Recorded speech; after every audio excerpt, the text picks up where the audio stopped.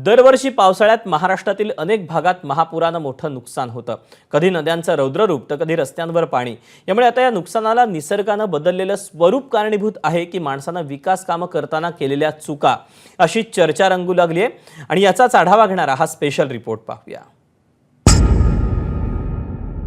कृष्णा नदीच्या पातळीत झपाट्याने वाढ होत असल्याने स्थलांतरित करण्याची सुरुवात करावी।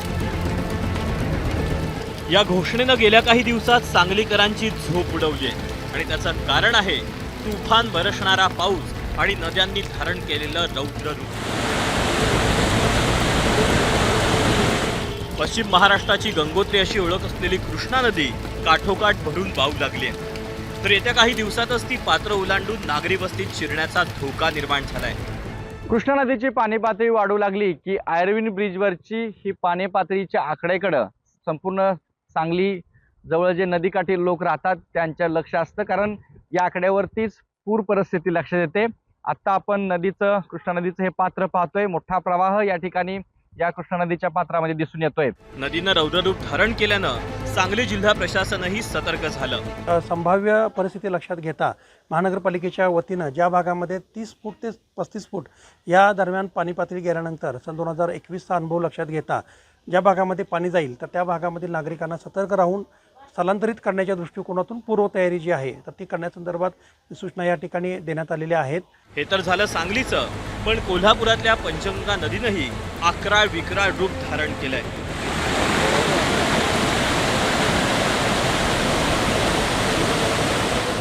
त्यामुळे काही नदीकाठच्या गावांचं नुकसान झालंय। मात्र आता पंचगंगेच्या रौद्र रूपाला प्रशासन आणि कंत्राटदाराची चूक असल्याचा आरोप होऊ लागलाय। पाऊस तर नक्की खूप मुसळधार झाला, पण त्याचं मुख्य कारण आहे सिमेंट रोड।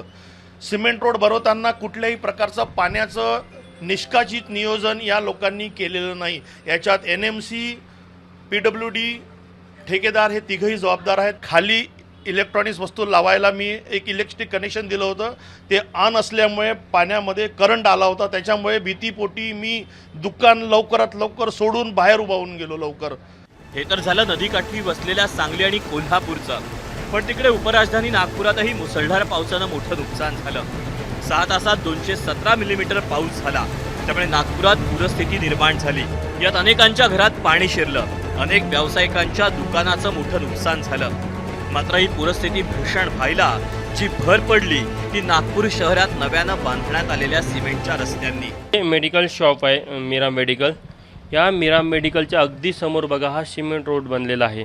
म्हणजे जेव्हा मीरा मेडिकल सुरू झालं 12 वर्ष आधी, तेव्हा मुख्य रस्त्याच्या वर होतं, म्हणजे ची उंची साधारण 1 फूट वर होते।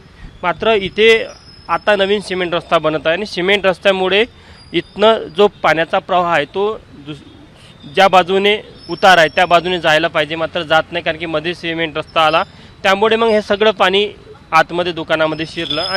अयोध्या नगर भागातल्या नाल्याला आलेल्या पुरानं साई मंदिर परिसर पाण्याखाली गेल्यानं तिथल्या नागरिकांच्या घरातलं साहित्य, धनधान्याचं, कागदपत्रांचं मोठं नुकसान झालं। पाण्याची समस्या नेहमी आहे। थोडंसं जरी पाणी आलं तरी ओव्हरफ्लो होऊन पाणी घरात जात असतं। प्रशासनाला जाणीव असलीही तरी इकडे आमच्या भागात दुर्लक्ष केले जाते आणि त्याचा परिणाम सगळं आम्हाला भोगावं लागते। प्रशासनाचं बिलकुल लक्ष नाही आहे। काल पूर्ण पाणी आम्हाला स्वतःहून काढावं लागलं। कमी कमी 2 लाखाचं घरात नुकसान झालं। पूर्ण फ्रीज काय सगळं नुकसान झालं। जी अशी मागणी विनंती आहे प्रशासनाला की ज्याला कोणाला टेंडर दिल्याचे ते नियोजित वेळेत झालं नाही त्याच्याजवळून ते पैसे वसूल करून या लोकांना त्याची मदत द्यावी। एकूणच माणसाच्या चुकांमुळे निसर्गाचा समतोल आधीच बिघडून गेलाय। त्यामुळे हा निसर्ग अनेकदा रौद्ररूप धारण करतो आणि पुन्हा माणसाच्या चुकीच्या विकास धोरणामुळे लोकांचं नाहक नुकसान होतं। म्हणूनच चुका टाळून नुकसानाचं हे चक्र भेदावं लागेल। ब्युरो रिपोर्ट, ABP माझा। ABP माझा, उघडा डोळे बघा नीट।